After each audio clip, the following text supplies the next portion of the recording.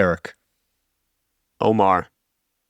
It just feels so right, man, to have you on this podcast.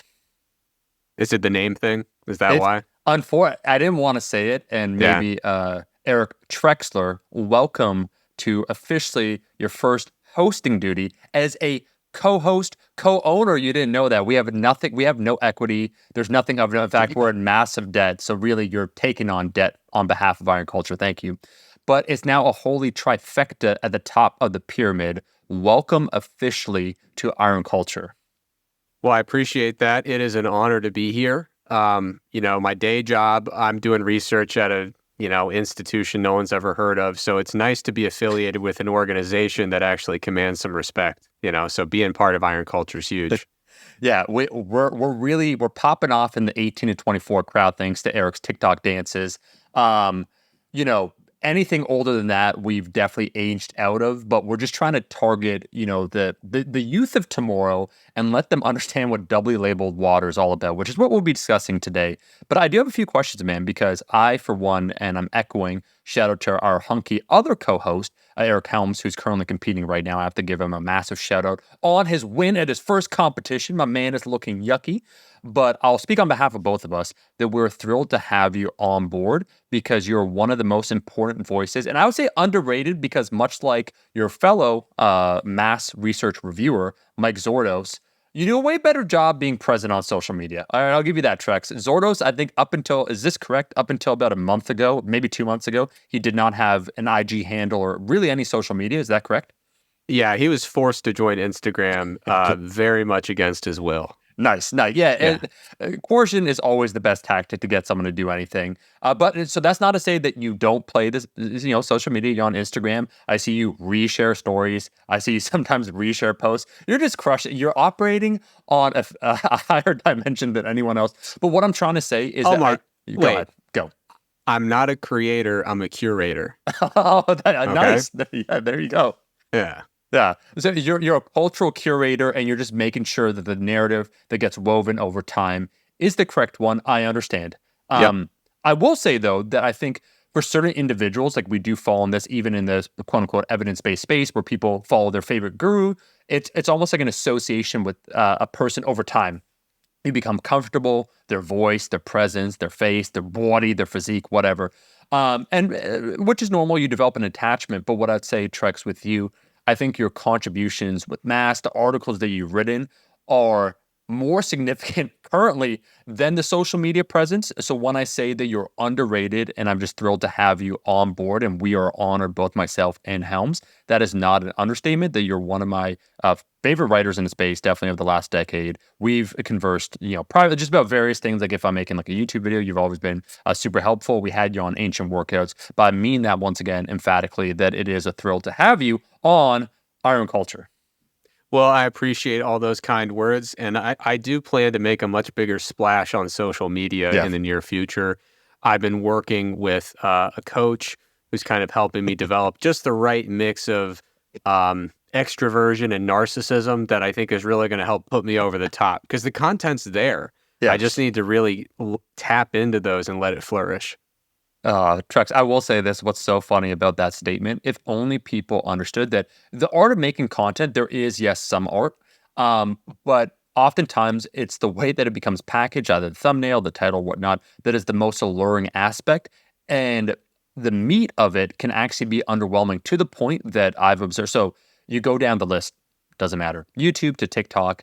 If you have a good thumbnail and title and the content's adequate, that is more important than if you just had the most dry title, thumbnail, and let's say it took a little bit longer, but it wasn't as engaging. Someone might turn off in the first 30. Like you could look at the analytics, same idea, like I said, with TikTok. But I think that's where the benefit for individuals such as yourself, Helms, the podcast medium, where you really have an unlimited time to discuss these topics. And there is a lot I want to discuss today, but there is one quick side note I want to touch upon.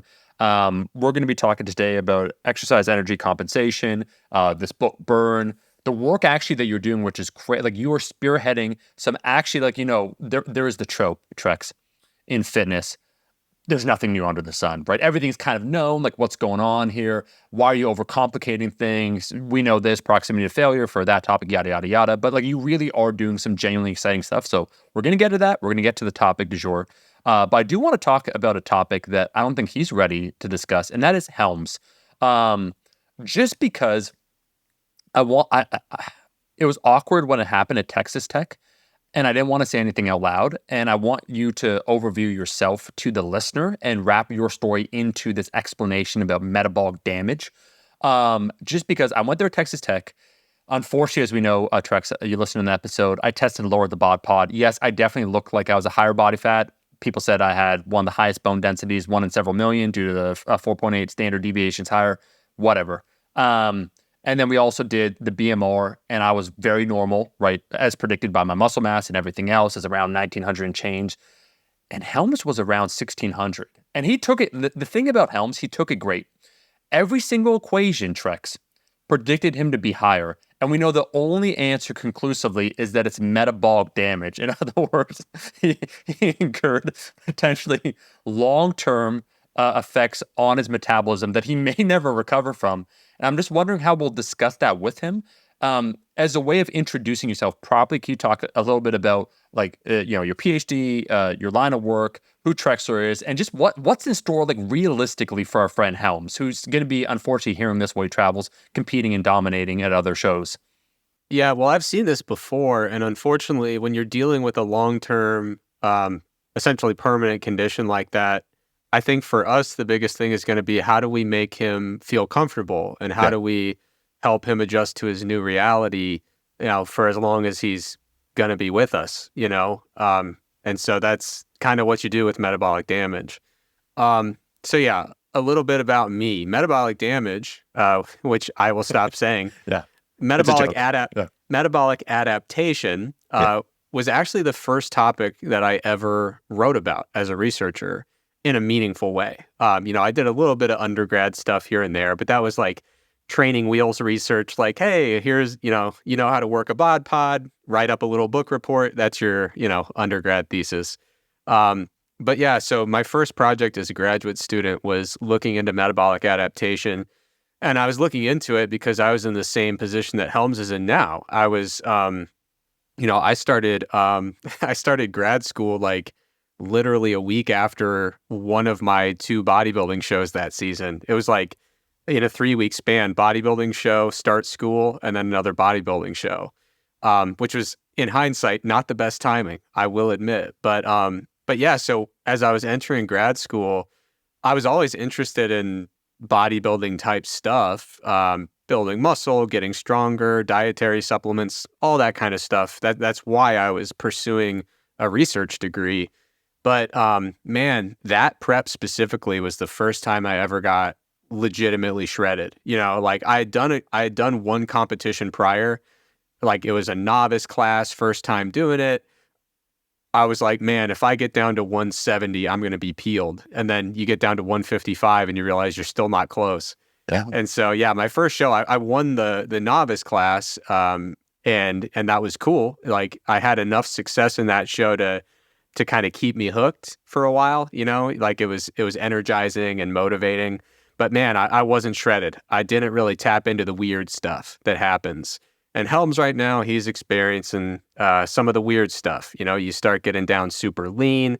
You start dealing with some adaptation to the fact that your energy availability is super low, both your short-term and your long-term energy availability in the form of fat storage.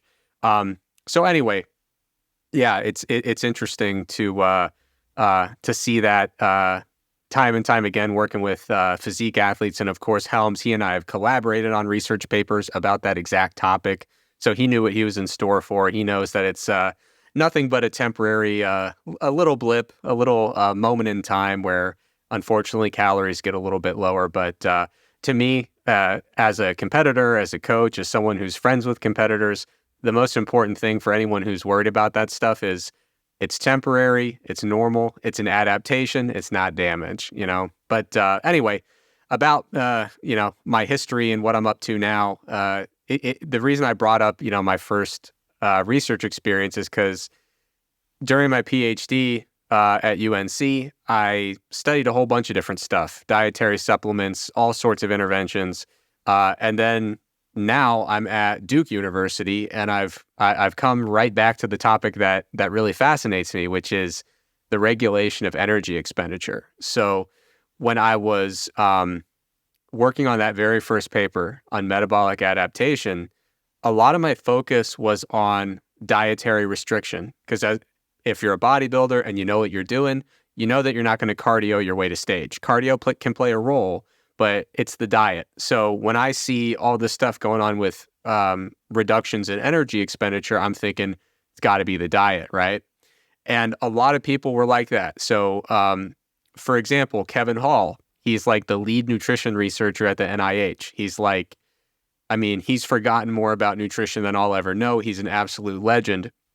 He published the Biggest Loser study, right? Where they found metabolic adaptation reductions in resting energy expenditure or basal expenditure of like 500 calories below predicted. It was the largest that, to my knowledge, the largest that's ever been observed by a pretty comfortable margin in the literature.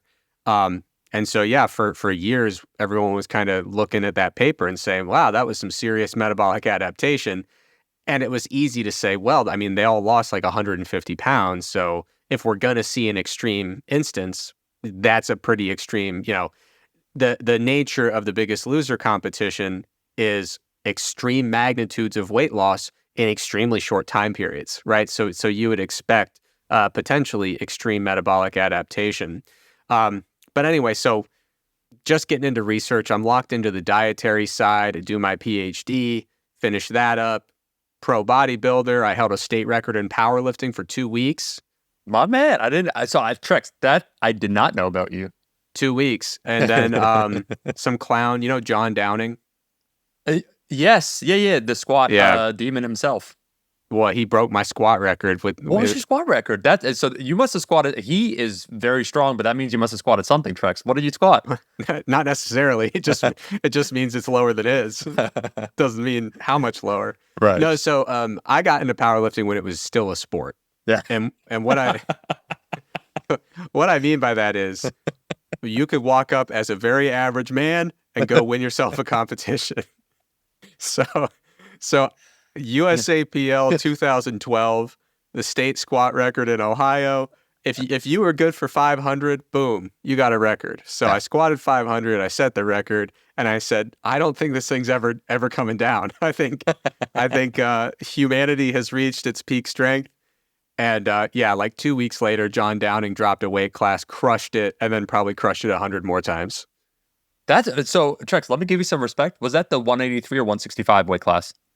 It was 181 at the time. 181. That's, man, in competition, come on, 500 pounds. That is actually nothing to joke. I like all the jokes you made, but that is I did not know your little powerlifting stint. Yeah, I did a little bit there. And honestly, most of the my prep for that meet, I was weighing around like 172. And I was like thinking about making the cut to 165, but I was like, you know what? That was the first time I'd ever squatted 500. I had never hit it in the gym. It was my first powerlifting meet. So I was like, I'm not here to, maximize my Wilks score. I want to squat 500 freaking pounds. And honestly, they could have canceled the bench and deadlift. I wouldn't have cared, So like I squatted more than I deadlifted in the meet. Nice. Because I was just like, dude, I'm once I hit my squat, I literally don't care. But yeah. So anyway, you're saying, powerlifting stuff, bodybuilding stuff, did all that. Been bouncing around the industry for a few years, and now I'm back in the research game. And it actually brings me right back to where I started, because I'm working in Herman Pontzer's lab. So he wrote the book called Burn that was extremely popular. And in the fitness world, people have read it. People have taken different things away from it. And honestly, one of the things I hope we'll have time to talk about, I'm sure we will, is that the book Burn presents some really innovative ideas. And if you misinterpret them just a tiny bit, it can lead to some real confusion. And so my biggest goal for this particular episode is to clear up some of that confusion, because this idea of exercise energy compensation is a robust idea with really fascinating scientific evidence. But the way you speak about it has to be so precise to prevent misinterpretations that sound, frankly, ludicrous. Like if you tell someone, there's no amount of exercise you could do to increase your total daily energy expenditure. That's not true, right?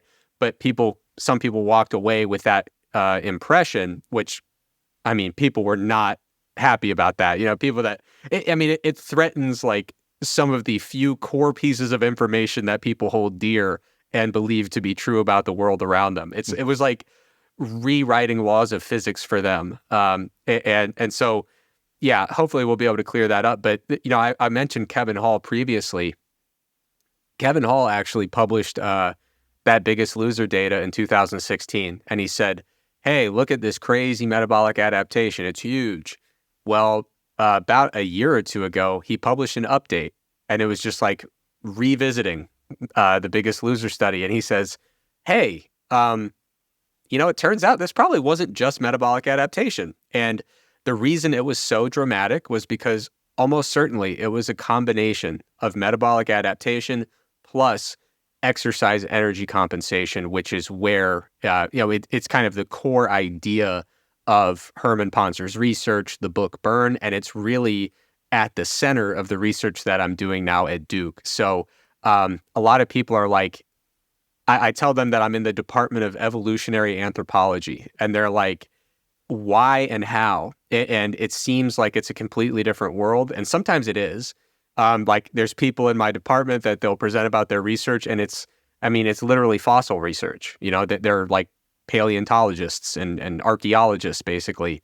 But yeah, so there's some elements where I go into work sometimes, and I'm like, yeah, there's like pictures of chimpanzees all over my department. That's kind of odd. Why are there so many lemurs around here? But at the same time, it's directly where I started, which is when we introduce a perturbation, whether it's energy restriction from the diet or excessive or just really large amounts of physical activity, our energy expenditure, various components are malleable, they're adaptable, and it makes sense that as a species, we want to be able to have some modulation of how much energy we're burning, whether it's at rest or during non-essential activities, because once we run out of energy, we're done. We are cooked. So yeah, I'm right back where I started, because a lot of us folks who were studying metabolic adaptation, 8 to 10 years ago, over the next 8 to 10 years, largely because of Herman's research, we started to realize we've been missing a big component here. Like we have a lot more work to do. So yeah, I just started in July, which in research years is like 2 weeks ago, but it's actually been a while now that I look at the calendar.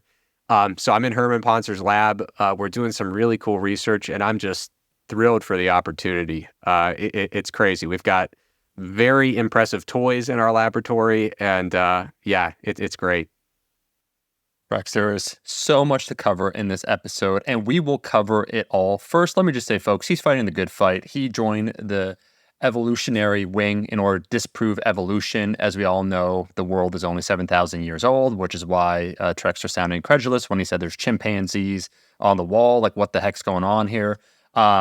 Before we talk about Herman Ponzer, the book Burn, exercise energy compensation, Trex, can you talk, because Eric has spoken about this before, Helms, the role of him being either a coach, a lifter, in terms of informing how he forms a hypothesis, your desire to research in the first place, because you're kind of melding now the worlds you spoke about before, metabolic adaptation, now exercise energy compensation.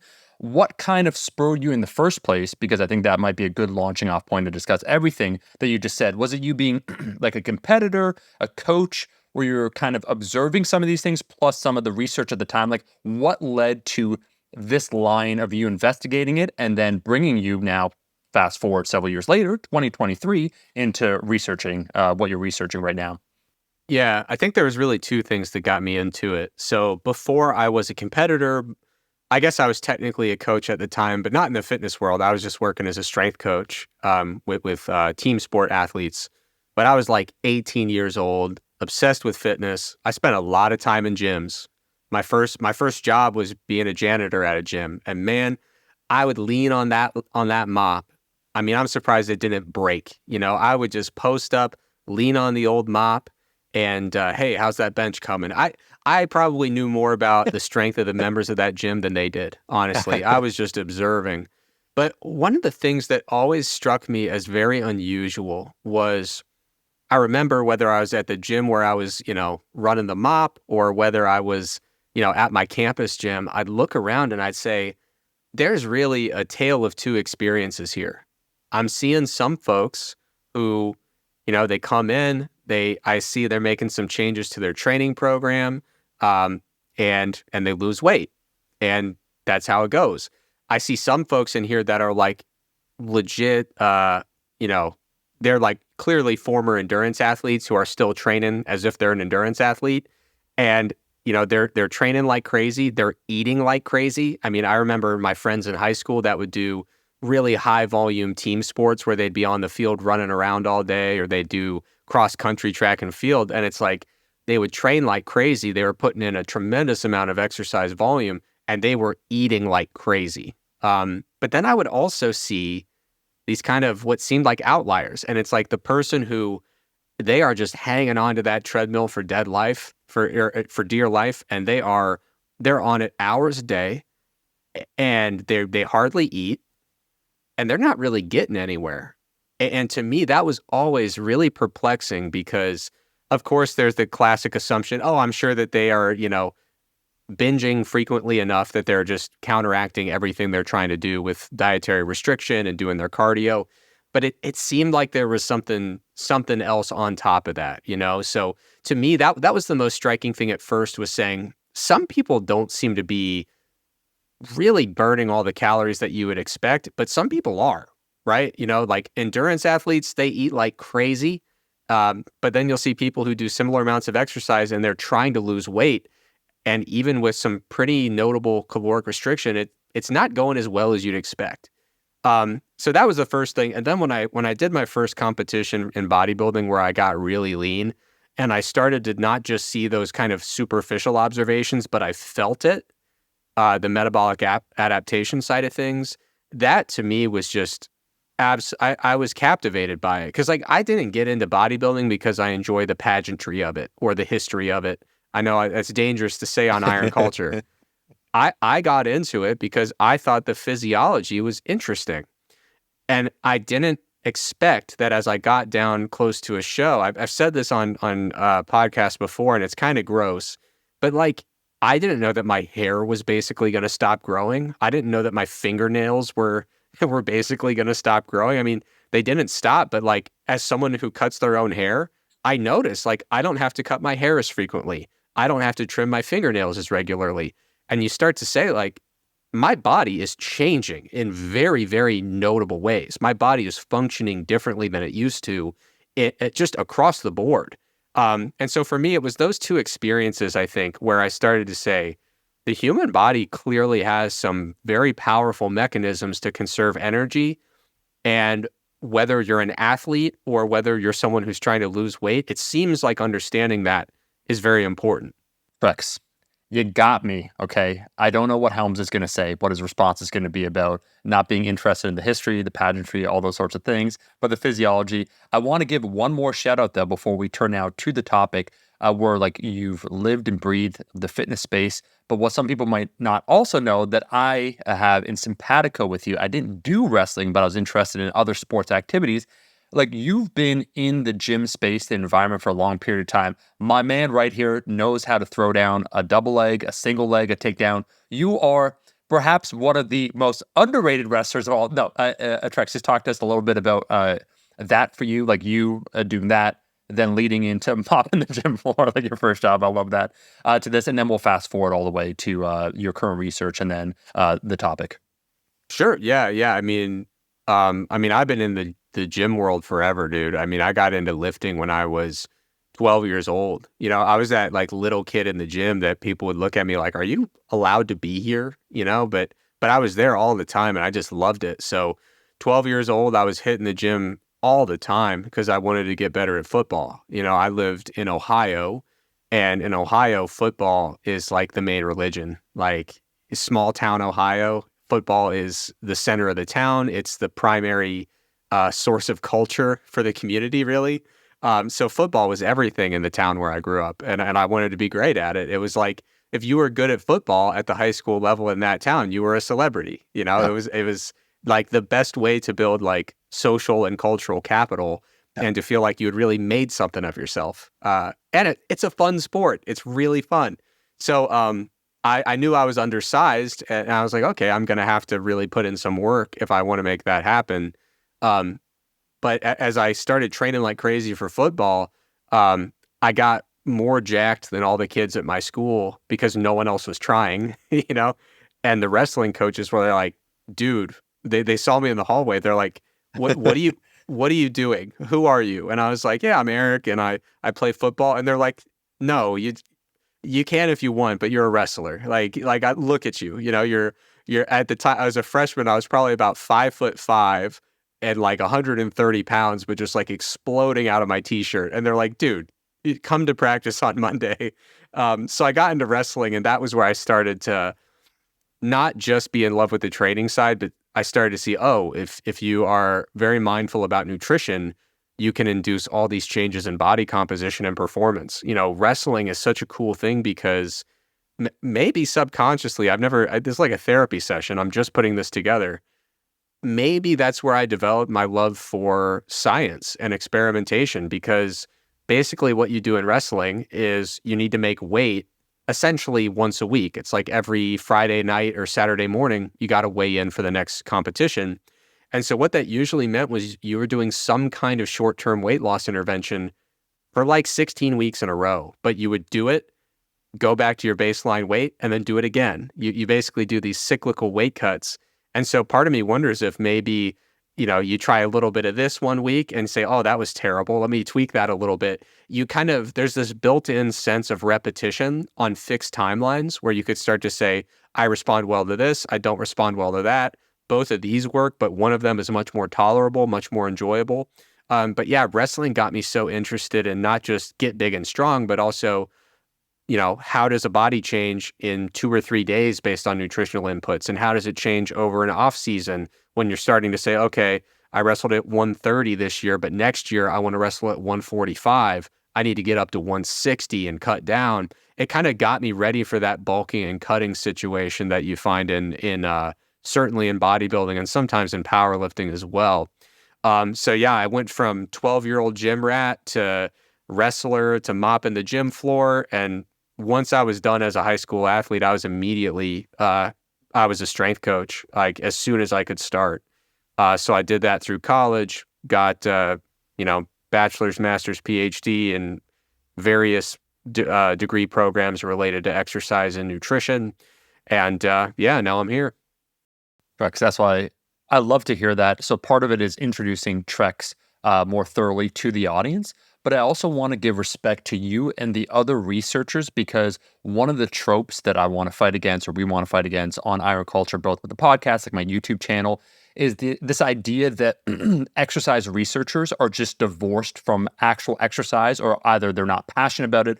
They're these pencil necks in their ivory tower that are talking about these things and, oh, you know, if I could design a study, and you see these really bad takes, and Helms has spoken about that before. He's given his story. I mean, we have, once again, shout out to like Dr. Pack, soon to be Dr. Mala Wolf, where they live and breathe it. But that's what people do not understand, is that it's usually an interest born from passion that leads to academia. So people know kind of Trex, the researcher, but it's like, why is Trex the researcher? And let me give a final shout out. Like Grant Tinsley is an example, Dr. Grant Tinsley that did at Texas Tech. He's doing that body comp work. My man's biceps are bulging out of his shirt. Like Eric is a jack dude, Helms, and he has bigger biceps than both myself and Helms. And he's doing the research, being quiet about it, not really having a platform on social media to talk about it. So I find it interesting that when you speak with actual researchers like you and science communicators, what made them choose this path is that shared interest in lifting. So anyways, just Yeah, wanted to well, point that out. Yeah. I just want to interject. I don't like Yeah. Grant. I see. I do not like Grant Tinsley. What No. about him? So I met him at a conference when I was still in grad school, and sitting down next to him, I'm like, oh, hey, you know, fit-looking guy, Yeah. looks like he's about my age, sit down, strike up a chat, you know, I love academic conferences that are exercise focused because I can make small talk with anybody. You drop me in a party somewhere, I don't know what to do with myself. I've got nothing to say. Drop me in an academic conference, I'm chatting, dude. You can't stop me. So we're sitting down, we're chatting, and he's a cool guy, or so I thought. But I start hearing more about him, and I'm thinking when I sit down, this guy's a lot like me, you know? Right. And he starts talking about how, oh, no, I'm not a grad student. I'm actually, a tenure track professor. And I go, what? How old are you? And he's a year younger than me. And I'm Oh, like, but I went straight through. Like high school, yeah. undergrad, master's, PhD. I didn't, take any time off. I didn't take two, extra years to finish. This isn't adding up. So he's like, oh yeah, I've been a professor for like a year and a half. I got 3 kids. I'm married. And I was just like, I don't like this guy. I really don't. It's because at the time I thought I was, really doing something with myself. And he made me realize very quickly that I had done essentially nothing of note at any point in my life. And he was 1 year younger than me and about 2 decades ahead of me in terms of personal development and achievement. So that was Yeah. a hard pill to swallow. And I'd still kind of resent him for forcing me to swallow that. Um, but, like you said, we have to fight against that idea that, well, first of all, like, it's funny that that's the perspective is like, oh, these guys are just scientists. They're not into fitness. I actually, when it comes to exercise scientists, I kind of have the opposite feeling because every once in a while, you will run into someone who studies exercise and is not tremendously passionate about exercise.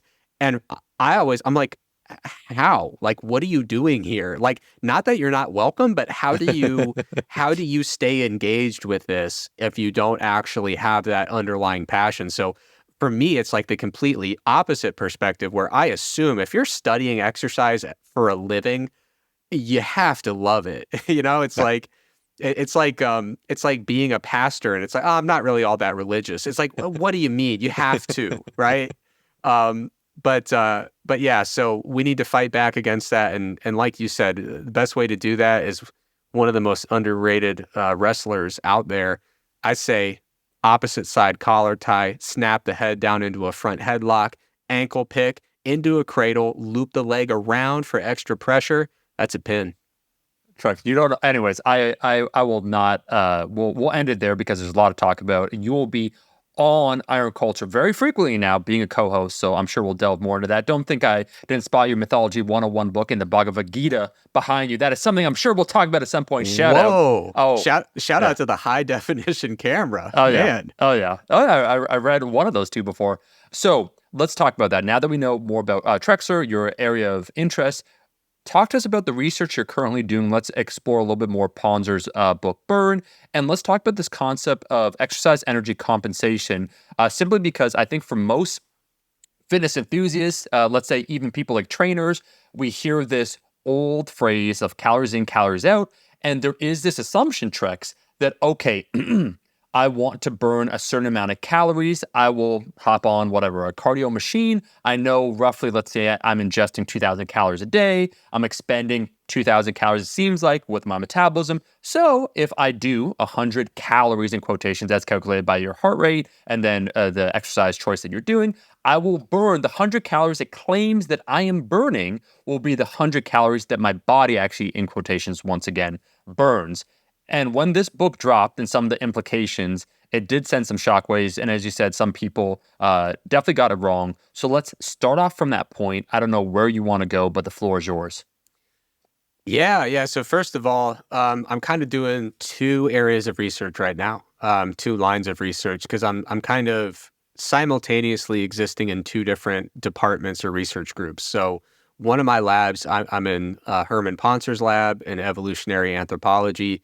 My other research, I'm actually in the religion or the religion and social change laboratory, Yeah. which is housed over in the Department of Sociology. And so I'm doing some really cool work over like I've always been one of those folks who I have found religion and the social sciences to be fascinating, but it was not an area where I had expertise.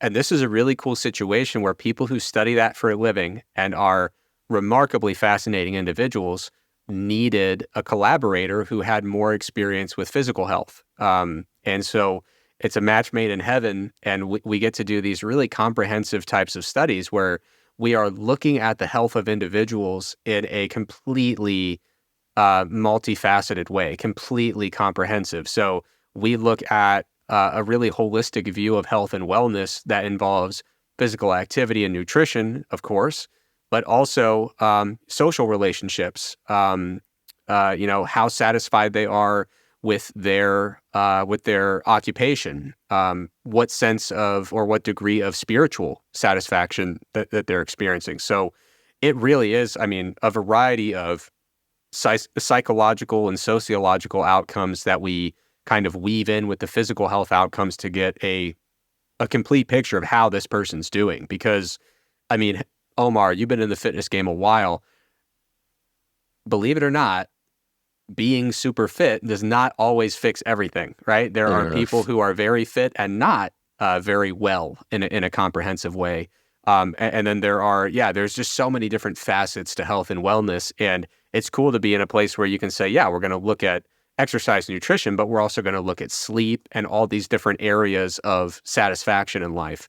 So that's one area. And then the other area, like I said, I'm in Poncer's lab, and it is so cool, man. So when I was starting out, I've always worked with great people in my research career, but at my old lab, we didn't have the fun toys. So when we wanted to measure energy expenditure, we would need to collect respiratory gases. Now, I'm not going to complain, okay?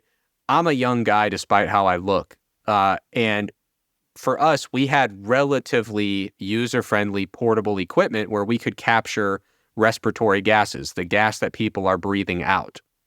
And we would use that to basically look at how much carbon dioxide they're producing, how much oxygen they're consuming. We can do all sorts of calculations and figure out how many calories they're burning, their rate of energy expenditure, based on those two metrics.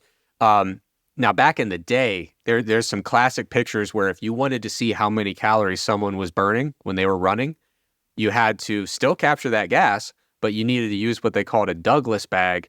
And there's literally these classic pictures of people on a track, like a track and field track, holding this stuff so that the person can breathe into it. And they are driving a car alongside someone running on a track. So thank God we didn't have to do that. But still, you get a very limited view of someone's energy expenditure when all you can do is capture that breath for 30 minutes here, maybe an hour there. It's not super comfortable to have a mask on or have the mouthpiece in, and you're getting these snapshots, but you're not able to get like, okay, I could see your energy expenditure when you were laying down in the lab for 30 minutes or when you were on the bike for 60 minutes, but I need to figure out how many calories you're burning in a day or preferably burning in a week. And so we just didn't really have the equipment to make that happen. But now in Herman's lab, we've got two really cool things we can do. So the first one is we've got a metabolic chamber, and it's a 24-hour, like it's basically a hotel room or like a college dorm kind of setup. But instead of having you wear a mask and capturing your gases that way, your expired gases or exhaled gases, we capture all the gas going in and out of the room, right? So we can look at a whole room level, what kind of carbon dioxide you're producing, how much oxygen you're consuming, but we can have you just stay in this room for 24, 36 hours and go about your day-to-day life. Now it's a little different because obviously you're not walking, down the street to go, you're not going to get the mail. You're still in this little box, but we can put a treadmill in there. We can put a bicycle in there. There's a desk, television, a bed, a toilet. I mean, so it's a dramatic step up where we can look at an entire day rather than 30 minutes here and there. But what's really cool, and you alluded to this previously, is we do doubly labeled water. Okay, so we take special labeled versions of water. So we will make a mixture of water that has labeled hydrogen that basically has an extra neutron. So when we put it under our laser analyzer, we can distinguish between standard water and our labeled water because it's in terms of atomic mass, it's heavier. So we have a heavy version of hydrogen. We also have a heavy version of oxygen, which has 2 extra neutrons. So what we can do is we can take these mixtures, it's water with heavy hydrogen, water with heavier oxygen, and the heavy hydrogen we also call deuterium. But we mix those together, and it basically, it looks, it tastes, it acts like regular water in the body, but you drink it, and we can get urine samples over the course of a week and figure out, this water will basically dilute itself and kind of disperse throughout all your water compartments. And over the course of the week, it will get eliminated from your system. And by looking at the differences of labeled oxygen and labeled hydrogen and the rates at which they exit your system, we can calculate your energy expenditure. And this is as good as it gets. I mean, it's literally, we can look at your energy expenditure over a full week. And it doesn't matter if you are a soccer player who's running all over the field all the time. It doesn't matter if you're a sedentary person working at a desk job. You just do what you normally do. And just by taking those urine samples and analyzing, we can get a really solid estimate of energy expenditure. So, Trex, let's talk about this doubly labeled water then for a second. This innovation, what is it that has precluded the possibility of using it in research or to a larger scale before? Is it because it's expensive? Like, what is the limitation? How are you able now to use it at this secret laboratory? Yeah, I mean, for a while, it was so expensive that you would only do it on mice and tiny little rodents, because in order to have a big enough dose, it was just cost prohibitive to do it in larger mammals. And I say larger mammals because people do doubly labeled water studies on, you name it. I mean, you can even do it on dolphins. Dolphins are smart enough, you can train them to provide a urine sample, which is Wow. insane. But yeah, I mean, you can do doubly labeled water with lemurs and have students run around and try to capture urine as they're peeing. So, dogs, lemurs, you name it. You can do doubly labeled water with any animal that you can get urine from, and you can also do it from a blood sample. Our lab, we do a lot of urine, but you can do doubly labeled water from a blood sample. So even if there was an animal model that you could not get a urine sample from, blood will do just fine. But anyway, yeah. So for a while, it was so expensive that you just couldn't justify doing it on anything larger than a very, very tiny rodent. But as it became more affordable to make, as it became more feasible to do the analyses, because the analytical equipment is also tends to be expensive and very specialized. There, you could do a laser-based system, or you could do mass spectroscopy, which is tremendously expensive. So yeah, there was a lot of cost and a lot of specialized equipment such that it was really difficult to do. Now, it's still not easy to do. It's still quite expensive. I mean, if you've never ordered tens of thousands of dollars worth of water, the first time you do it is a culture shock. You're like, what are we doing? But yeah, so it's still very expensive, but it's not so expensive that you can no longer, it's not the type of situation where you can't justify giving a large enough dose for it to work on a human or even a larger mammal. So cost was really the main thing that in the 80s and 90s, you didn't see a ton of it. And then over the last 25 years, it's really picked up. Now we're giving folks some heavy water. Trex, what is the aim then? So we're able to use this doubly labeled water. You have the metabolic chamber. You're working now out of Ponzer's lab. What are some of the aims that you hope to find with some of this line of research then? Yeah, I mean, I think the overarching, there's a million ways you can go with it, but I think the overarching aim, the really fascinating thing really dates back to some of Dr. Ponser's early work. So our lab still does a lot of work with subsistence cultures. So groups of individuals who still forage for food. They might be like a hunter-gatherer population, but populations where you do not get your meal from a grocery store or a restaurant. You go and you might do a little bit of small scale farming, but there's a lot of hunting and gathering associated.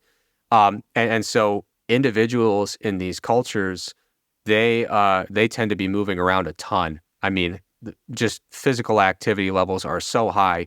It's not that unusual to see daily step counts. Like, for us, we're like, hey, try to get 10,000 steps a day, but realistically try to get like 8,000. And then if you get more than 12,000, people will be like, dude, you have a problem. Like, you're trying way too hard. it's not that unusual in these types of societies to see individuals who will walk, very regularly as an average, 35,000 steps a day. It's not unusual at all. And so in some of Dr. Ponser's early work, he was, looking at energy expenditure in these populations and saying, man, they must be burning, 4,500 calories a day. I mean, Yeah. you just don't stop moving. You know what I mean? And you collect some data and you're like, this isn't really that far off from like a sedentary American. And then you collect more data and you're like, this still isn't really that far off from a sedentary American, even after accounting for differences in body size. And so after a while, you get that result enough times, you start to say, something's going on here, and it's not unusual to, in the fitness world, we're so locked into very rigid paradigms. And we think of really, we imagine that every human is similar to the samples that we typically draw in a laboratory, right? So we're like, oh, a person is probably sedentary, but does a little bit of exercise and probably eats a little bit more than they should. And, we have this kind of expectation of what does human energy intake and what does human energy expenditure look like and what do physical activity levels look like. But when you look at a population with a completely different way of life in terms of how they procure their food, how active they are throughout the day, the overall availability of calories within the environment, some of those assumptions that we take for granted in the fitness world, we really start to see how ungeneralizable they are to completely different lifestyles. And so from the view of an evolutionary anthropologist, it's not that unusual to talk about how calories are used within a living system and how people adapt or organisms adapt to, environments with limited resources or environments where, there's a mismatch between the energy cost of getting food and the actual energy yield of that food. And so, I think from an evolutionary anthropologist perspective, a lot of folks are like, oh yeah, that totally makes sense. That's not at all a controversial set of ideas to suggest that there's some adaptive mechanisms that are constraining energy expenditure. But when you then share those findings with a very homogeneous population where lifestyles don't tend to be very reminiscent of that way of living, people say, this is preposterous. This threatens everything I've ever believed and held dear. And so that's why there's this really tremendous research on this topic, but if it's not presented in exactly the right wording, it can generate a lot of confusion and a lot of controversy. But I think the main interest of our laboratory, from my perspective, is to better understand how organisms make use of the energy that's available to them and how they might prioritize the use of that energy in response to various perturbations. And that's really what it's all about, is studying a variety of perturbations in a variety of organisms. So to some extent, we have interest in thermoregulation. We have interest in water turnover. But because those are both stressors that the body has to deal with, is, making water go as far as we need it to go, making sure we adapt to thermal stresses. But from my perspective, that the management and the adaptation, the adaptive range of energy expenditure, I think, is the most fascinating thing that we can look at. Rex, man, let's dive into that because, like you said, if it's not presented correctly to a certain population, it would seem almost preposterous. You spoke before about the whole exercise energy compensation, some of this work, the work that you're currently doing. Can you give then a brief overview to catch everyone up to speed, just so they're aware? We spoke before about that idea. Most people would assume that when you increase activity, that activity would be a one-to-one ratio of what you do, what is burned in quotation, or how much should be generated, and then its effect upon your body. Oh, I burned 100 calories, therefore, like if it's a balance sheet, calories in, calories out, then it's going to be 100 calories off for myself. But Yeah. it does not seem to be the case at all. Right. Yeah. I wish I had my book with me. I could be like Carrot Top, be a prop comic. But I have a little green book. It's Yeah. the ACSM handbook for exercise prescription. And If you want to figure out the energy cost of a bout of exercise, there are equations in there. People have done the basic work to figure out how much a bout of exercise should cost in terms of energy use. And of course, it's approximate, right? Because you might look at a very skilled runner who is very efficient with their running stride, and then you look at someone who's just like, flat feet, just slapping around on a treadmill. Obviously, efficiency of movement will come into play, but you can basically work out approximately how much a bout of exercise should cost energetically, and a very intuitive assumption that a lot of us don't really think of it as making an assumption because that's how deep-rooted the assumption is, right? Those are the dangerous assumptions, the ones that you don't know you're making. But we tend to assume, okay, if I normally burn 2,400 calories a day, and now I introduce this bout of exercise that's 100 extra calories per day, now I'm going to burn 2,500 calories a day. And so what we're assuming there is what we call the additive model of energy regulation. So however much exercise you add, your total daily energy expenditure is going to increase by exactly that amount if everything else is held constant. And so that's the most simplistic view that we could possibly take. But the idea of exercise energy compensation, which is, I would say, a cousin of the idea of metabolic adaptation, is, this idea that our body has a very high level of interest. It is highly incentivized to make sure that we are not wasteful with energy, because once you run out, you're dead. ATP supply is non-negotiable. And so when our bodies perceive a shortfall of energy availability, whether it's from dietary restriction or, some increased amount of physical activity, there are adaptive mechanisms by which we can say, okay, it's kind of like managing a financial budget. Like, the grocery bill was higher than I expected. We can cut back over here, maybe skip out on buying that thing that we don't necessarily need this month, right? So you have extra expenditure here, you can cut back somewhere else and kind of balance the budget. That's kind of the idea of what's going on with exercise energy compensation.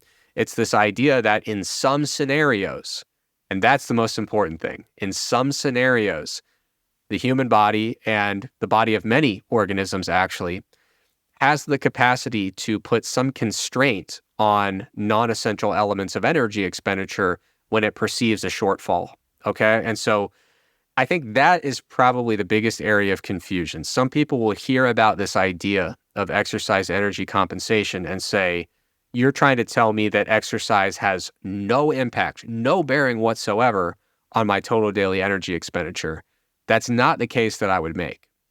What we see is that the magnitude of energy compensation is variable, and we don't know all the details yet. Like, we just need to do more research, but there are a few very key factors that dictate how much compensation occurs, right? So you might, under normal circumstances, do 100 extra calories of exercise, and who knows, maybe your total daily energy expenditure goes up by 95 calories, right? So you'd say, oh, I only compensated by about 5%. Perhaps you don't compensate really much at all in certain scenarios. But there are scenarios where the level of compensation seems to get bigger and bigger. Now, there is a really great paper where they use the Doubly labeled water database, which is housed in the International Atomic Energy Agency. It's this big collaborative effort to kind of pull together data from doubly labeled water studies. So you can get fantastic energy expenditure data from a ton of different people. And that analysis calculated that, broadly speaking, cross-sectional, we don't know much about the individual scenarios.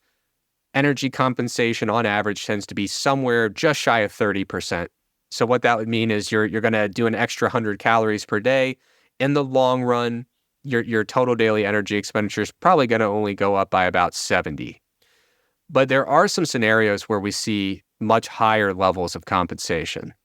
The one that's most pertinent, in my opinion, is when energy intake is being restricted to some degree. So if you are on a low energy diet, or you are kind of restricting your calories, especially if you're trying to induce intentional weight loss, that is where I would expect to see a higher level of compensation. That's been shown. There's preliminary evidence suggesting that in the research so far. Um, I am very, very confident that that's going to be proven to be a very big modulator of the degree of compensation that's observed. If you're in a huge caloric surplus, it's going to minimize the amount of compensation. If you are in a massive caloric deficit, you are going to amplify that level of compensation. I am remarkably confident in that. The evidence right now is preliminary, but it seems to be the only thing that makes sense to me as I interpret the literature. Um, the other thing that can be a big factor is if you are doing, and this is less relevant, you don't see this as much. If you are doing just absolutely insane amounts of exercise, the higher you go, the more compensation that we tend to see. So that's a big area where a lot of people run into confusion with this topic is they think, okay, exercise energy compensation, the more exercise you do, you start to see these really high levels of compensation, but it's like, dude, you're doing like 6,000 steps a day. If you throw a 20-minute jog in there, you're not pushing the human boundaries of activity energy expenditure, right? And so what they found is really interesting. If you look at some of the research to date, it seems like there's uh, it's not magic. It's not like a perfect golden ratio that exists in nature that is some law of physics, but people don't seem to very regularly maintain an energy expenditure that's more than like 2.5 times their basal metabolic rate. And it's really interesting because that seems to be observed in a variety of different high energy cost scenarios. So, for example, in situations of like pregnancy with twins and stuff, like we just don't often see that in scenarios that involve high energy cost, people just don't seem to regularly stay too high above that. And what we see is that in endurance athletes who do like really long events, right? So like the people who do like 24-hour races or the people who are like doing the Tour de France and every day they're just burning a zillion calories. What we start to see is that like in the short term, you can maintain above that level, but you're not going to be able to fuel it. So like there's a theory with some evidence supporting it that the gut, just the alimentary tract, like gut physiology can only handle a certain amount of energy input per day. And there's more work that needs to be done to establish exactly how that works, exactly what that limit is. But what we find is that athletes who are doing these really arduous endurance events, they can for some time maintain above that 2.5 times BMR. But the only way they do it is by cutting into body tissue. They will be in negative energy balance. They will be losing body tissue in order to make up for that shortfall of energy. And I would speculate that if you try to maintain that for too long, we start to see ramifications, right? We start to see things like, overtraining syndrome, which is very closely related to energy availability. We start to see things like I forget the order of these words. I literally took classes with the professor who coined this term, but the exercise male hypogonadal condition. Rearrange those 4 words however you wish. But basically, what they find is in male endurance athletes who are just doing tremendously high volumes of exercise over time, even if they are trying to fuel their workouts, like it's not like these are folks who are like on really restrictive diets. They seem to have pretty significant drops in testosterone levels, and they start to experience symptoms that are not too dissimilar from what used to be known as the female athlete triad.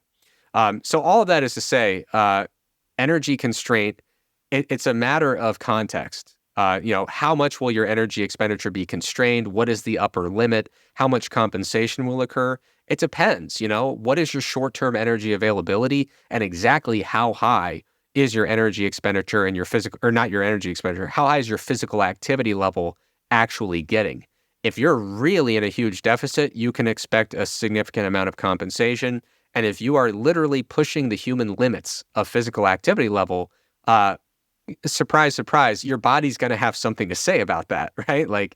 So when you frame it that way, people start to say, okay, yeah, I get that.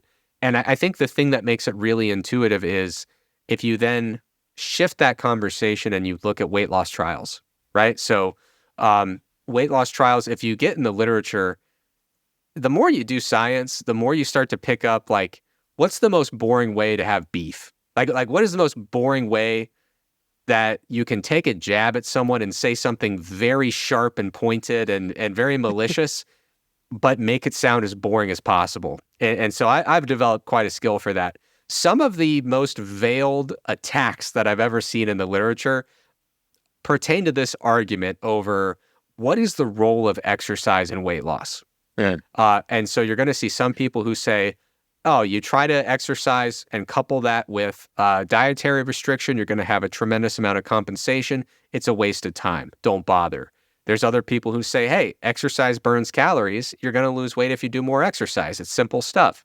So that war is kind of raging on. And I find myself squarely in the middle ground of that debate to the extent that I say, hey, I don't think we need to be having this debate. My view on what is the role of exercise in a weight loss program is I think it's pretty straightforward from my perspective. I mean, exercise has benefits well beyond just burning calories. So I think any well-rounded plan that has anything to do with health is going to incorporate some degree of exercise whenever possible, right? Doesn't have to be a ton, but some degree of physical activity. Now, does physical activity play a role in facilitating weight loss? I think the evidence would say yes, but not as much as you think, right? And that's perfectly in line with the exercise energy compensation idea, the constrained energy expenditure model, the idea that, if you couple dietary restriction with extra caloric expenditure, you're going to lose some weight, but you're probably going to have a slightly higher magnitude of compensation. If you thought you were adding 200 calories a day of exercise, probably going to be constraining energy elsewhere. The total impact on daily energy expenditure, hell, it might only be half that, And so it's not unusual when we look at exercise trials that are supposed to induce weight loss. Sometimes people only lose a quarter of the weight they were supposed to. Sometimes they only lose a half of the weight that they were supposed to. And there's multiple factors that go into that, right? One element is you're compensating for some of that energy cost of exercise. Another element is sometimes people compensate in ways that are not related to expenditure. And what I mean by that is people do the 45 minutes on the treadmill and they say, I think I'm going to eat a little more dinner tonight, either because they're more hungry or because they have a greater desire to eat, which are similar but technically distinct. And so if you want to ask, why are exercise interventions considerably less effective for weight loss than we would predict them to be mathematically? It's because there's exercise energy compensation, and sometimes there's also compensatory changes in eating behavior where people will replace some of the calories that were burned during exercise. Or Trex, as people in the fitness space say, gurus, they just don't want to bad enough. They're just not training hard enough, trying hard enough. This woo-woo science is trying to explain feelings away when we know the hard work at the end of the day will trump anything. I do feel bad for Helms, who unfortunately now that he's competing in traveling, he will not be hearing this very important episode pertinent to his own goals. He's currently on a hamster wheel, just trying to lose the last little bit of weight, not knowing that with each passing hour of cardio it does, it's less effective for his goals. But nonetheless, Trex, there's like so much to unpack there. I think for the audience, they'd be interested. We said there's some preliminary research, and your assumption how it would bear fruit would be that as one is in a restriction, that it would seem that compensation would increase. So the larger the deficit that one is in. Can you just talk a little bit about that research? I would put forth, I would assume, compared to, let's say, the two potential avenues, those that have an extremely high energy expenditure, where you said, frame that actually for us, sorry, before we go on, Trex. Because I read the article that you had in there, which we'll link down below, shout out to Kai, where you said, as you shift up from low to moderate, moderate to high to extremely high, that it seems like that exercise energy compensation will scale up. Just before we talk about that, energy deficit and people trying to lose weight, what does that amount look like? Because I thought when I was reading it, it was a certain range, but it seems like that might be a little bit higher. You really have to be doing in order for compensation to start scaling up. But more work, to be frank, than your average probably lifting enthusiast would get themselves involved in. Yeah, I'd have to check at some nitty gritty data. I'd have to dig Yeah. into some tables to give exact numbers, and it would probably be framed based on accelerometry counts. So a metric that's not particularly intuitive. But I would say, as a general heuristic, first of all, I don't want to give the impression that it's like there's no compensation and then you hit the cliff and Yeah. now Yeah. you're in compensation land. That's not really the case. But what we see is that within the range that most people with a relatively sedentary job are going to feasibly achieve, we see some compensation, but not a tremendous amount of compensation, right? So for those folks, we might be generally hanging out in that like 30% range, right? And perhaps even less for some individuals. But when we start to see situations where people, let's say, you're training for something that's like a marathon, right? You're putting in serious cardio mileage, hours of structured cardio activity plus a reasonably active lifestyle on top of that. You might be getting into that kind of steeper slope area where you're starting to say, okay, we're really pushing it here. Someone who is in a community where food is hunted and gathered, for example, like, dude, you're putting in 35,000 steps a day, potentially. That's a lot of physical activity, right? So it's hard to give a number, but I can talk about the scenarios where we see it. And we Yeah. see it in Yep. multi-stage endurance events like the Tour de France. We see it in ultra marathon events. We see it in marathon runners during high volume periods of time. We see it in subsistence cultures that do a lot of foraging and hunting and gathering. So those are the types of scenarios where I would say we have broken into that very, very, very high activity level category. I don't think that there's anything I could do to realistically to get into that range. Like, right now I actually started running again. Very proud of myself for that. I'm putting in about 10 to 12 miles a week right now. Nothing major. I'd probably have to be getting that up to 35, 40 miles a week before I started to say, hey, I'm really going to be doing a lot of compensation. But honestly, I still think that, one of the biggest factors here, I think the time will tell, but I think we're going to look back and say energy availability, the dietary side of things, is a massive modulator of what's really going on. I think that's the far more pertinent moderating effect that we would expect to see from most people that are going to ever hear this podcast. And the energy, you asked about that research, right? So there was a really cool study by, oh man, yet another Eric. Hey. Unfortunately, yeah. So these Eric guys, they're sharp. They like to do their research. So a gentleman named Eric Willis, who's actually right down the road. He's at UNC Chapel Hill, which is where I went to school. Now I'm a bitter rival over across the road at Duke. A lot of people don't know this. They're like 15 minutes away from each other. So the rivalry is intense. But anyway, he's over at UNC and he did a really cool study. He was basically doing some modeling, had a big old chunk of data with, physical activity levels for a bunch of people. And he said, I'm interested in seeing if the additive model is better, worse, or similar than the constrained energy expenditure model for fitting these data, right? So does it look like when people do 100 calories of exercise, does it look like their energy expenditure is going up by 100, which is the additive model? Or does it look like it's only going up by like 60 or 70 or 80, which would be more in line with the constrained model? And with the constrained model, what you would expect is as physical activity level got greater and greater and greater, you'd probably see a slightly greater magnitude of compensation, right? So the wrinkle with Dr. Willis's study is he broke his sample up into 3 groups. So he actually had longitudinal data on the weight history of these individuals. So he could say, hey, if during this study you were in negative energy balance, I can deduce that based on your starting weight and your finishing weight, you're in the negative energy balance group. If you stayed approximately weight stable with a little margin for error, then you're going to be the neutral energy balance group. And if you actually gained weight, a meaningful amount of weight during this time frame, And it wasn't like a diet trial, so people were all over the map here. It was just people going about their day-to-day life. It wasn't like a weight loss trial.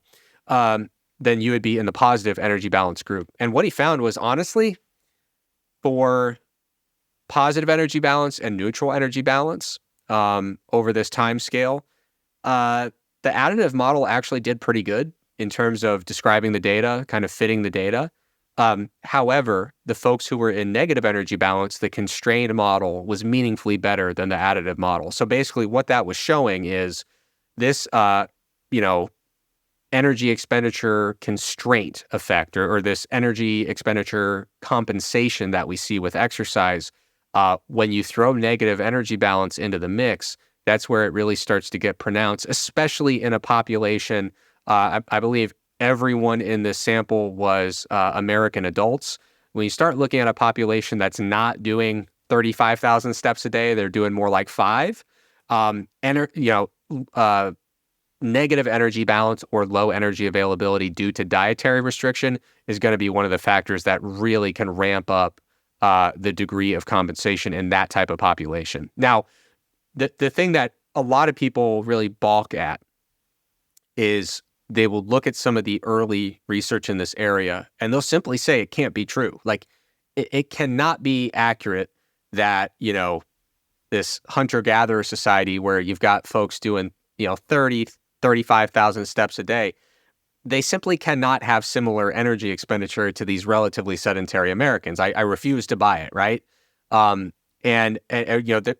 see only a small difference between those groups, a lot of people just at face value don't see that as a plausible outcome.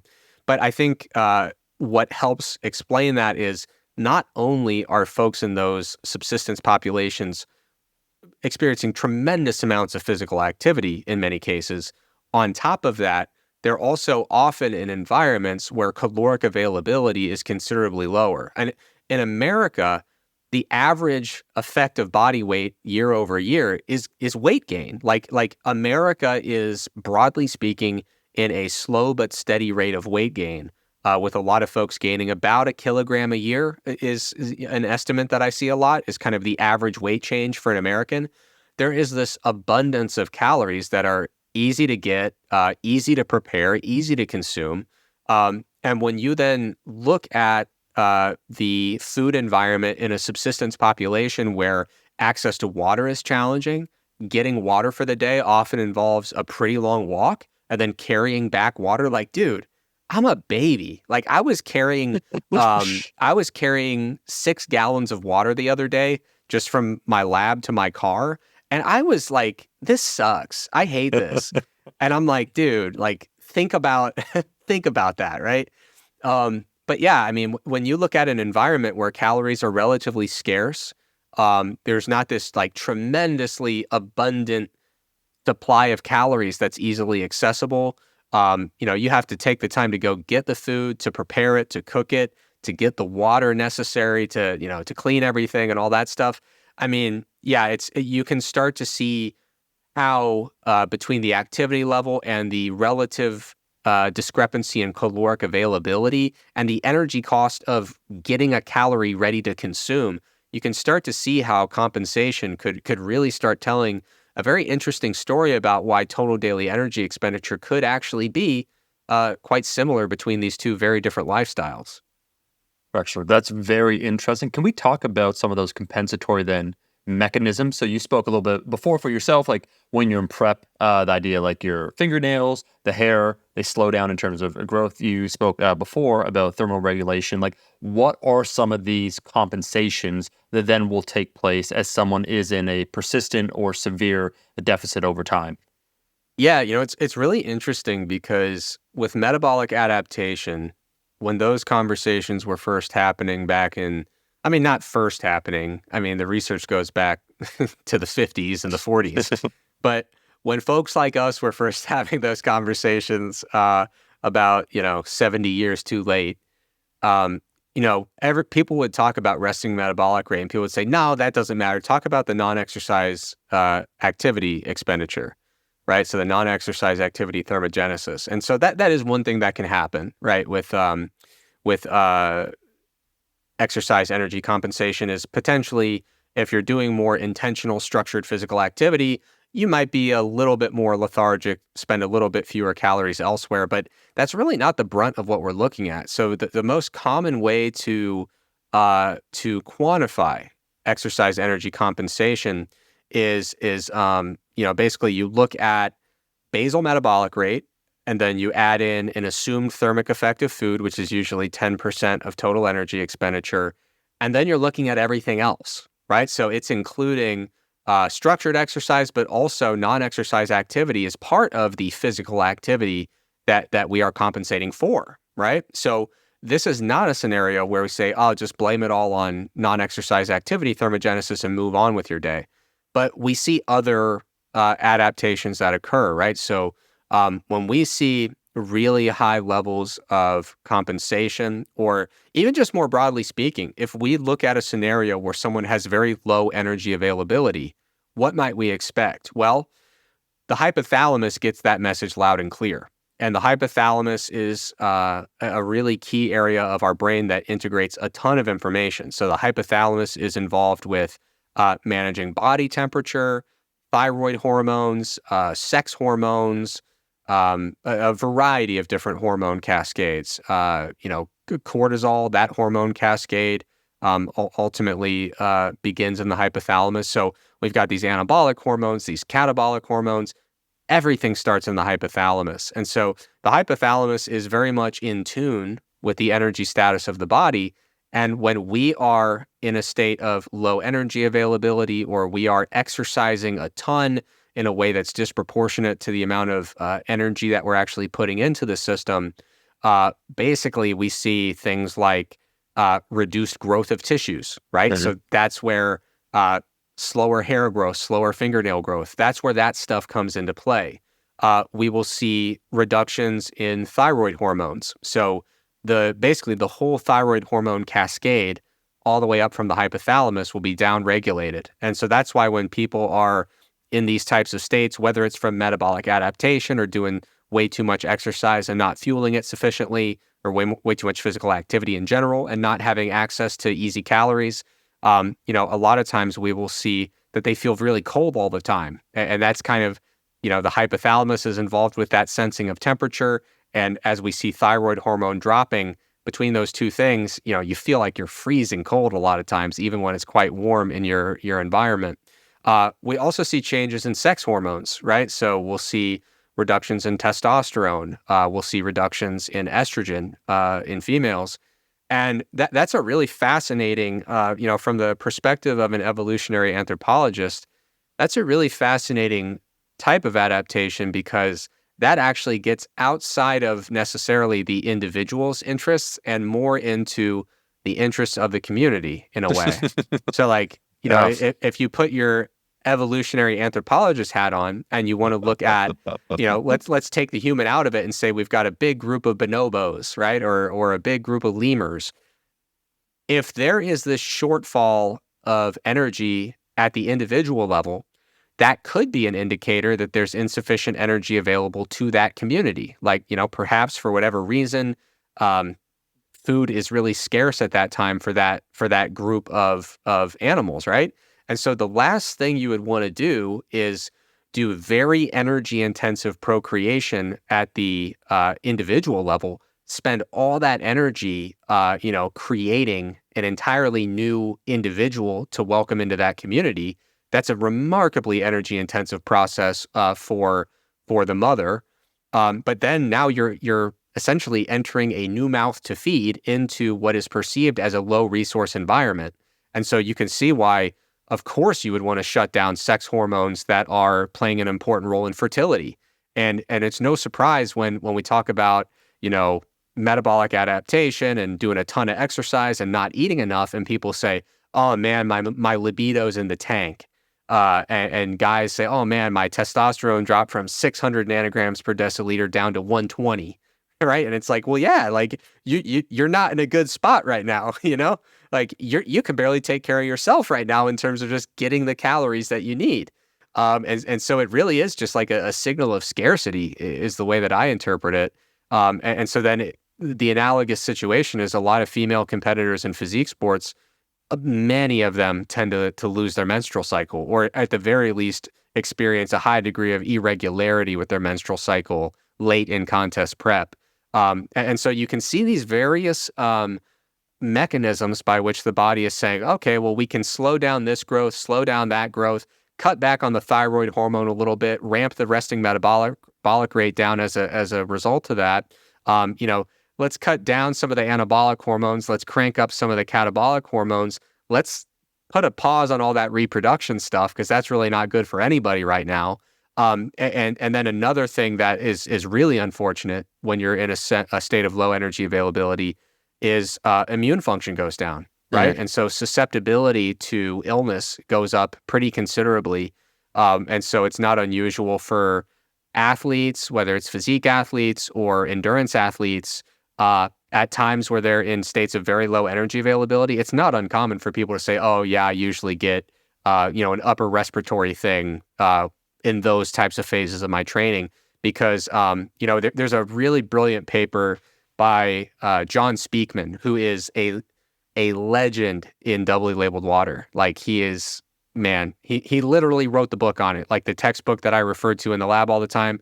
One author, John Speakman, and I really like it because he writes it as if he's like talking to you. So he'll, instead of like an academic textbook where it's all like very passive language, he'll be like, when I'm messing with these tubes, they're just a pain in the ass. So what I try to do, like he literally is like, it's like he left notes for you on the kitchen counter, like, hey, make sure you go get some milk at the store. And also like, here's how you prepare your tubes when you're collecting those blood samples. It's so weird, but it's great. But anyway, John Speakman has this fantastic paper where he talks about, he calls it the, man, I forget if he calls it, it's something like the empty cupboards hypothesis or the bare cupboards hypothesis, something like that.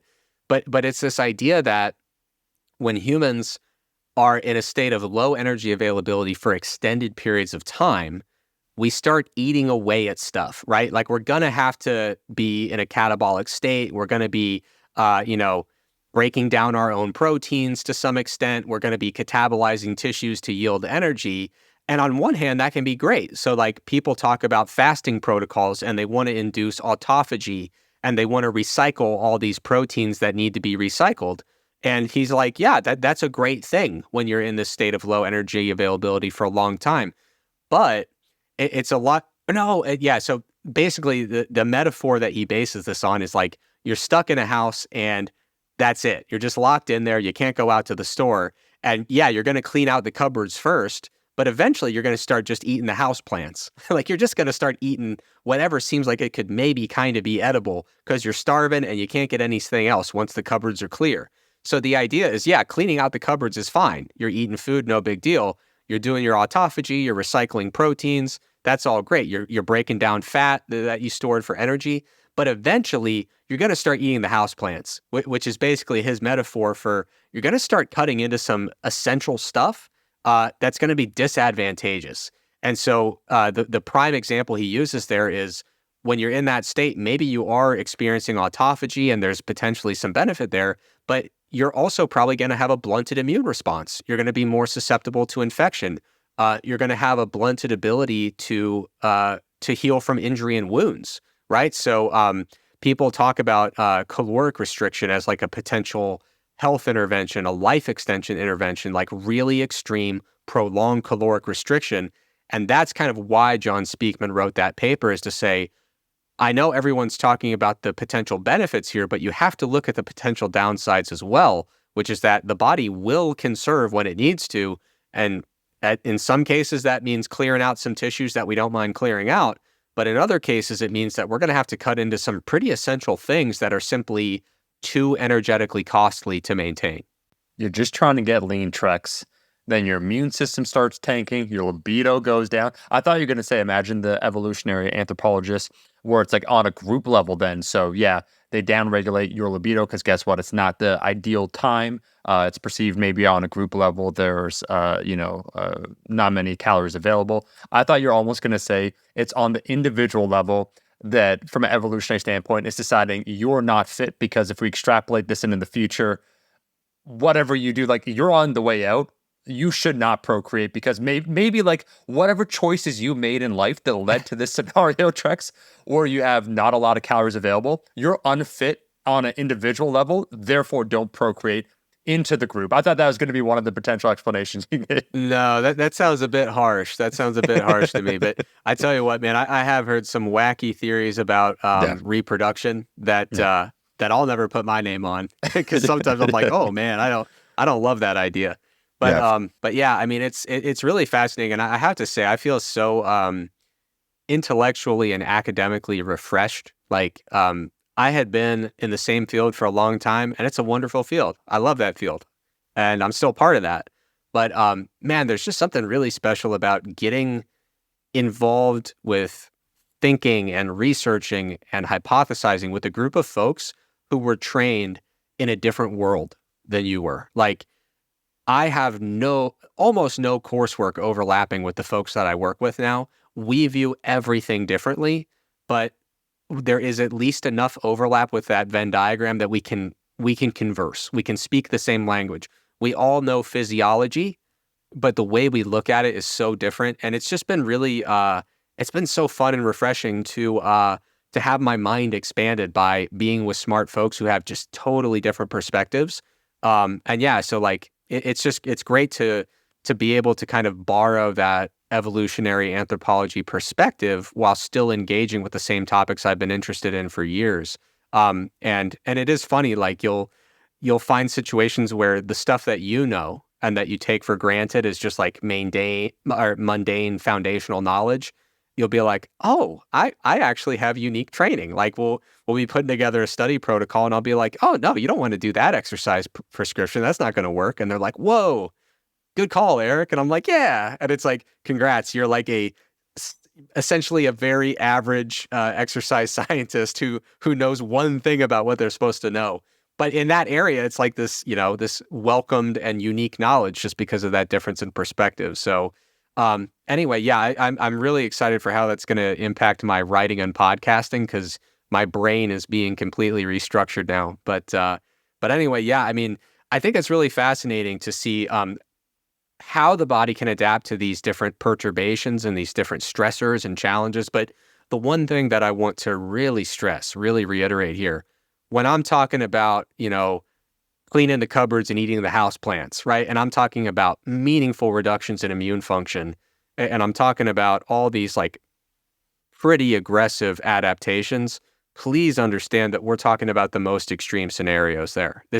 I don't want a single person to walk away from this podcast saying like, well, I don't know, if I walk for 2 miles, maybe I'm going to not have a functioning immune system. We're talking about like my lab right now, we study some questions that are very practical, but we do like to explore the boundaries of physiology, right? We want to see how far it can go and what happens there. I mean, when they're doing a study on like how much energy expenditure can a human being maintain over these like 24-hour races, over these like Tour de France stages that are humans pushing the limit of humans, right? So some of that stuff is only observed in the most extreme conditions. And if you're thinking as you're listening to this, should I do some cardio? The answer for almost everyone is going to be yes. Like if you're thinking after hearing this, man, maybe I need to scale back my cardio. Perhaps there are a few people out there who ought to, if they're doing like, a really inappropriate amount of exercise, but like almost no one is going to be in that position in this listening audience. So I always like to include that caveat where if we're talking about the boundaries of, human energy expenditure or human physical activity level, please don't misinterpret that as like working a sedentary job and running like, 18 miles a week. It's just completely different worlds and completely different ranges of that spectrum. So exercise is incredible. Like exercise is such a phenomenal thing to do, whether you're lifting, running, cycling, swimming, whatever you can do, walking even, right? Very few people are in a position where they should be intentionally cutting down their exercise, and it's really important to keep that in mind. No, Trexler, very well said. And let me just say on a personal level, man, I love to hear that for yourself in terms of the work that you're doing, how fulfilling it is from an intellectual standpoint, from a curiosity standpoint. I can't wait to see what comes out of it in the future. And maybe speaking on that note, as the last bit for this episode, the official introduction of Eric Trexler, Iron Culture, it's happening. From a research standpoint, maybe from like a coaching standpoint, with what you see coming into the horizon in the near future, let's say in the next few years, what would you like to see happen? What do you hope to have answered? You said, as example, when it comes to caloric deficits, energy deficits, there's some preliminary research. Like, what are you hoping now that this field, there's more research being done, what you guys are doing at Ponzer's lab? Like, what is your hope then, both as an academic and then also as a coach? My hope as an academic is that we can make big strides in the area of prediction and quantification. So I hope that we can make strides toward helping an individual kind of plan out what kind of metabolic adaptation and exercise energy compensation they might experience based on their unique circumstances. And therefore, how do they plan for accommodating that based on what their goal is? So I think that we have a lot of work to do. Like, for some reason, one thing I didn't mention is that exercise energy compensation seems to be correlated with BMI in the opposite direction of what I would expect, meaning that there seems to be higher compensation in people with higher BMI. And my favorite hypothesis, where I'm like crossing my fingers and hoping, is that in a given sample, more folks who are engaged in that type of study who have a high BMI might be more likely to try to be actively engaged in weight reduction, and they might be in negative energy balance. That would be, to me, a very plausible explanation that would sit well with me in terms of the theory. There are some other plausible theories, but we need to get to the bottom of who because we know that there's a lot of variety, a lot of variability in how much an individual will compensate for exercise. We need to get better at predicting who's going to compensate and how much they will compensate by, because the range is pretty large. It really is. So we need to get better at predicting and quantifying that so that people can plan for it. But on the practitioner side, people that are coaches or people that are pursuing their own fitness goals, my hope for them is almost the exact opposite. It's that until that information becomes available, let's not be so worried about precisely quantifying all that. I think a lot of times with metabolic adaptation, when I first started studying it, I said, what do we do about this, right? And I said, well, you find the perfect rate of weight loss, and then you do this perfect refeed paradigm, and you make sure that you have this perfect macro ratio, and then you do these perfect schedules of diet breaks.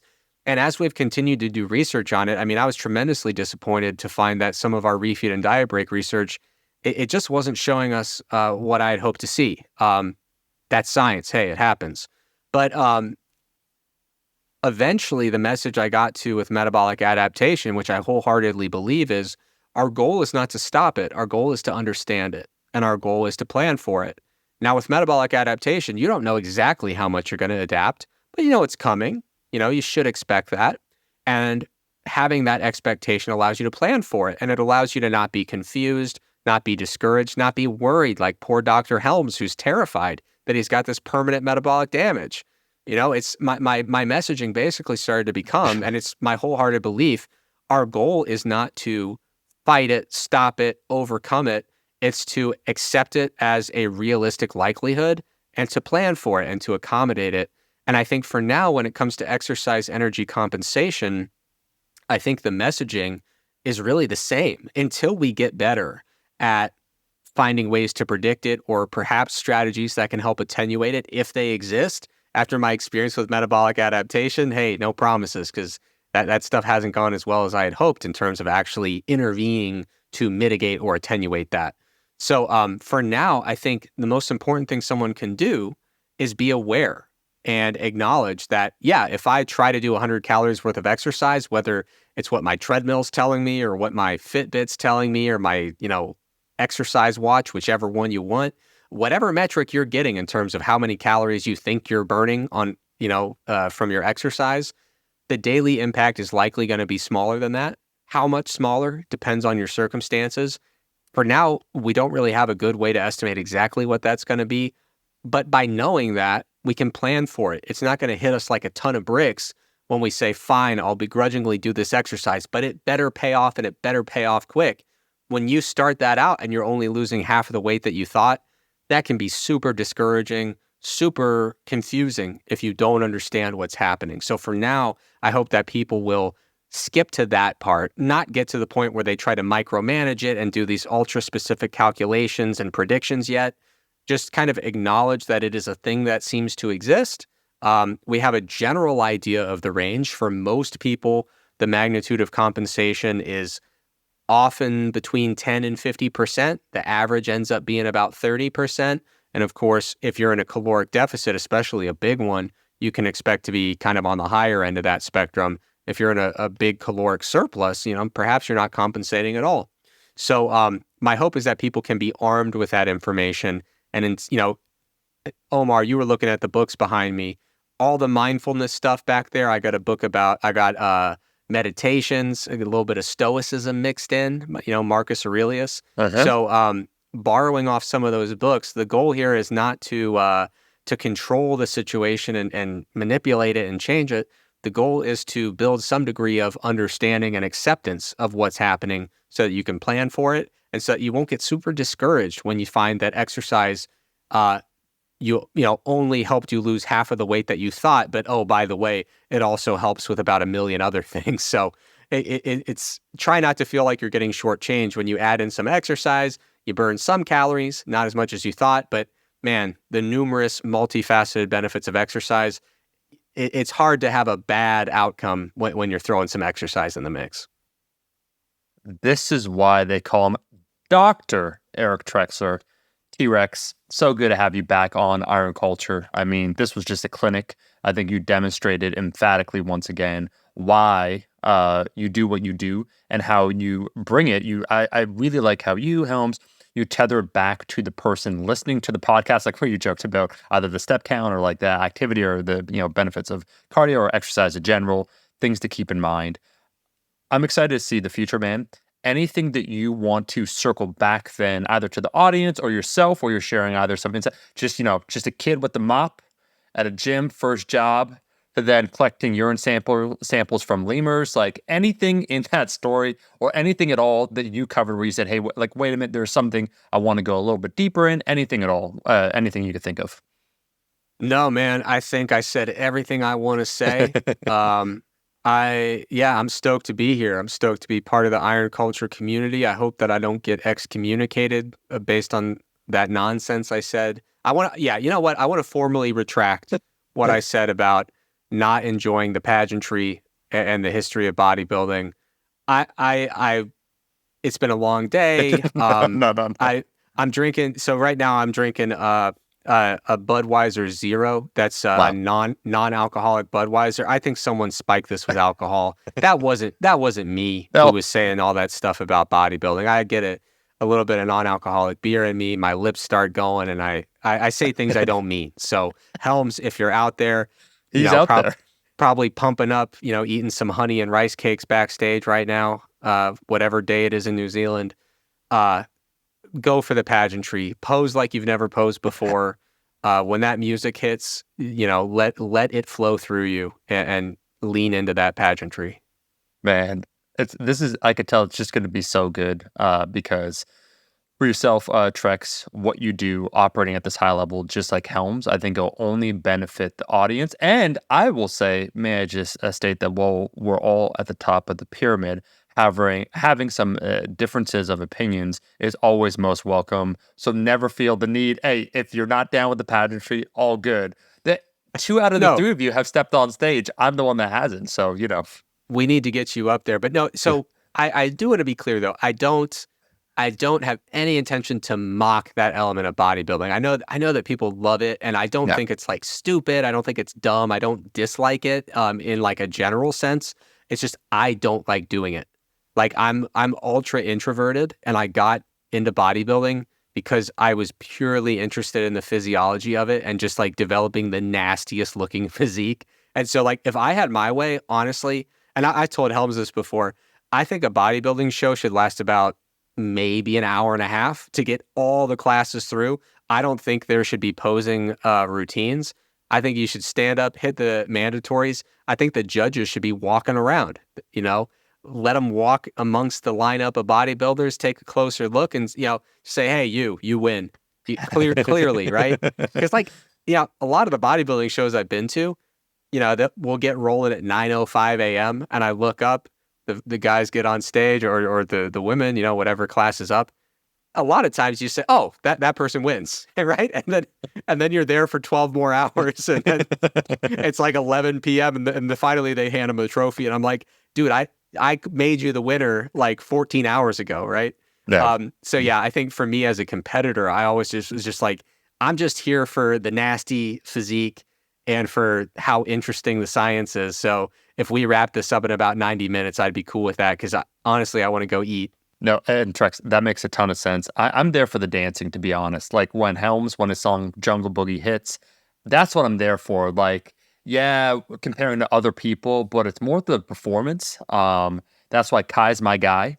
And that is why I think I'm going to go even further back. I'll have a contrarian opinion. It's not that so while you may or may not enjoy the pageantry, I think it needs more of it. And what I mean when I say that is that we need to go back to the Bernard McFadden days where we're talking over 100 years ago, where they'd examine like teeth, hair, the content of one's character. So it's extra pageantry. So there's that like Miss Universe or like whatever the case might be, where it's Yeah. like how will you solve world hunger? Yeah, And then you've been made the president of the United Nations. What is your first action that you take? imagine if you asked bodybuilders that. Come on, that'd be just the memes alone. So I suppose it would be unfair to not have Helms in on this discussion. So we'll just put a pin on it, but it's not Yeah, an end to it. It's just like a until he's here. but I do want to acknowledge one thing though. So I always think it's a shame to not learn from past experiences. So up to this point in my life, I think it's fantastic. Like if people like those elements of bodybuilding, that's fantastic. I think that's great. I'm not that into it. I'm very introverted by nature. I don't really want to be out in the spotlight posing to music, but I'll do it, for the love of the game. But the lesson I've learned from the past is I remember years ago, Helms was reading all this like psychology stuff about fitness, and I was like, who cares, dude? Macros, reps, like I was just pure physiology. I don't give a crap about that psychology stuff. And then years later, I got into it and I was like, all right, Helms, you were right. This stuff is like remarkably useful. And it's some of my favorite research that I read is in the psychology of behavior change and body image and things like that. So I was like, fine, you win. But I knew he was into all this, wacky stuff. He's talking about meditation and all these different philosophies. And I'm like, yeah, I don't know. That's a bridge too far for me. And now my bookshelf, it's full of it, right? And so I was like, fine, Helms, you're right again. So all of that is to say, in 3 years, I'm probably going to do another PhD purely in the history and pageantry of bodybuilding. Nice. If history is any indication, Helms is always just like 3 years ahead of what I'm going to be interested in. So I should probably just stop. I should stop admitting to things that Helms likes and I find disinteresting because I'm probably just going to be there soon anyway. It's just a small time delay.